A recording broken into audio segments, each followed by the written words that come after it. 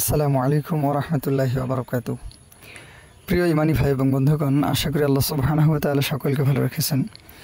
প্রিয় ভাইরা, আমরা লক্ষ্য করেছি আমাদের বাংলাদেশের যারা নিজেদেরকে সুন্নি বলে পরিচয় দেয়, আসলে এরা হচ্ছে পথহারা, বিপদগামী, যারা সাধারণত লেখা নাই, পড়া নাই, কোরআন হাদিসের সাথে সম্পর্ক নাই, বাউল ফাউল থেকে উঠে আসা একদল নাফরমান। এরা নিজেদেরকে সুন্নি বলে পরিচয় দেয় এবং বিভিন্ন সময় এরা বিভিন্ন ক্ষমতার দালালি করে এবং হক্কানি উলামায়ে কেরামের সাথে এরা বিভিন্নভাবে প্রতারণা এবং হক্কানি উলামায়ে কেরামকে দমিয়ে রাখার জন্য নানানভাবে চেষ্টা করে থাকে। তো আসেন একটা বিষয় লক্ষ্য করুন।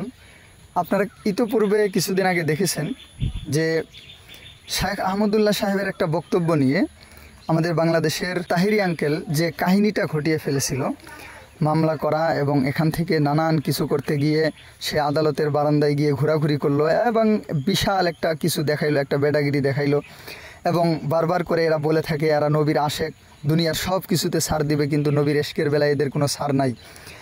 যেখানে দেখেন, আসুন আমি একটু দেখাই দেই। এই যে দেখেন, এখানে দুইটা আইডি রাখা আছে, একটা হচ্ছে শায়েখ আহমদুল্লাহ সাহেবের। আমরা এখানে একটু যাব।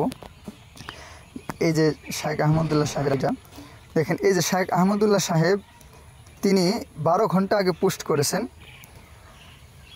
নবীজি সাল্লাল্লাহু আলাইহি ওয়াসাল্লাম আমাদের হৃদয়ের স্পন্দন। নবীজি সাল্লাল্লাহু আলাইহি ওয়াসাল্লাম সম্পর্কে চরম অবমাননাকর মন্তব্য করা একজন লোক কীভাবে পুলিশ অফিসার হয় সেটা বোধগম্য নয়।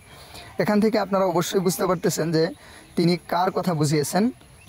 এই অতি সাম্প্রতিক বাংলাদেশের একজন পুলিশ অফিসার আমাদের রাসূল সাল্লাল্লাহু আলাইহি ওয়াসাল্লামের বিবাহ জিন্দিগি নিয়ে একটা কটূক্তিমূলক কথা বলেছেন, যে কারণে এখন বাংলাদেশে বিশেষ করে অনলাইনে অফলাইনে এটা নিয়ে ব্যাপক সমালোচনা হচ্ছে।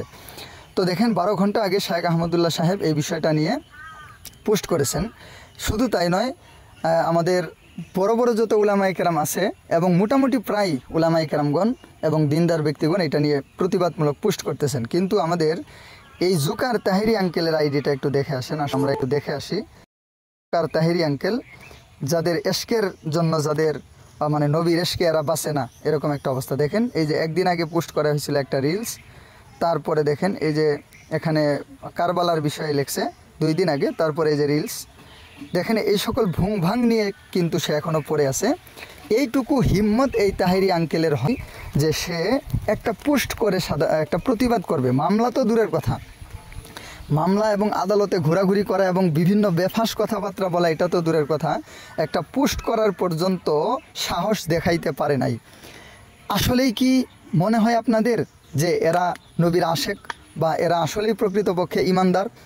আসলে প্রকৃতপক্ষে এরা ইমানদারি নয়, এরা ইসলামই চিনে না, এরা ইসলামের লেবাসে এরা হচ্ছে প্রকৃতপক্ষে এরা ভণ্ড, প্রতারক এবং ইসলামই এরা চিনে না। যদি সার্বিকভাবে বিচার করতে যাওয়া হয় ইসলামের কতটুকু এরা অনুসরণ করে বা কত নম্বরের মুসলমান হবে, এটাও বোঝা একটু মুশকিল হয়ে দাঁড়াবে।